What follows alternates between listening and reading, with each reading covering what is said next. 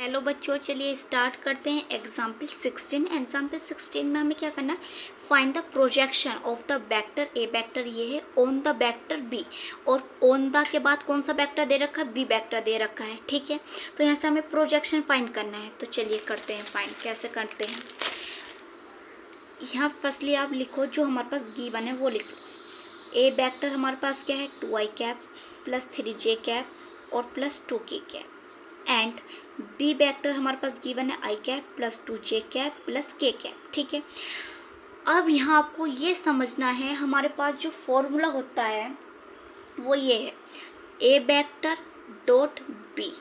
B पे cap क्यों लगा, इसलिए लगा on the vector, on the vector के बाद जो भी हमारे पास वेक्टर गिवन रहेगा उस पे कैप लगाना है।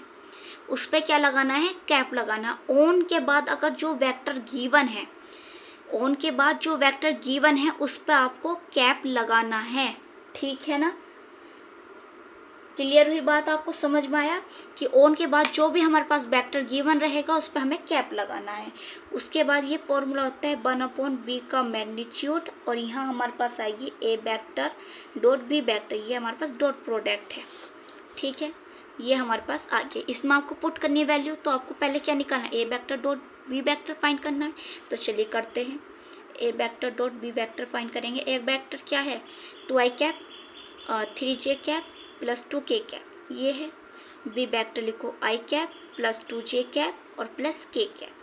तो i के साथ मल्टीप्लाई j की और k की k, तो 2 की मल्टीप्लाई 1 से करेंगे 2 आएगा, 2 की मल्टीप्लाई 2 से 3 की मल्टीप्लाई 2 से करेंगे तो क्या आएगा, 6 आएगा, और 2 की मल्टीप्लाई 1 से करेंगे तो क्या आएगा, 2 आएगा। तो हमारे पास क्या आ गया है, 6 प्लस 4, और ये हमारे पास 10 निकल का है। डॉट प्रोडक्ट तो हमारे पास आ गई है ये 10। अब बी का मैग्नीट्यूड और फाइंड करना है आपको, तो बी का मैग्नीट्यूड फाइंड करेंगे। हमारे पास क्या होता है, x square plus y square plus z square. B vector को आप कंपेयर करो स्टैंडर्ड फॉर्म से, क्या होगी, x i cap plus y j cap plus z k cap. ठीक है ना, अब x क्या है यहाँ बताओ, i के साथ क्या है 1 है, y के साथ क्या है, मतलब j के साथ यहाँ क्या है 2 है, और k के साथ यहाँ क्या है 1 है। पता चल गया हम कैसे लिखते हैं। अब यहाँ x y z आपको आ गया, पुट कर सकते हो आप यहाँ। तो x हमारे पास क्या है 1 निकल का आया है, और y हमारे पास 2 और z हमारे पास 1 निकल का है। उन सब का स्क्वायर करना है, 1 प्लस 4 प्लस 1, तो यहाँ हमारे पास निकल गए 4 1 5 और 1 6। तो v वेक्टर का जो मैग्नीट्यूड निकल का है वो क्या है, √6 आया है।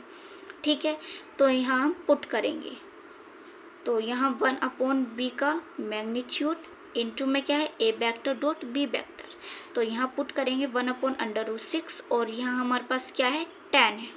ठीक है, 1 के साथ मल्टीप्लाई करेंगे तो 10 ही आ जाएगा। अब अंडर रूट नीचे हम रखते नहीं है, उसे क्या सॉल्व करेंगे, तो यहाँ क्या करेंगे, रेशनलाइज करेंगे।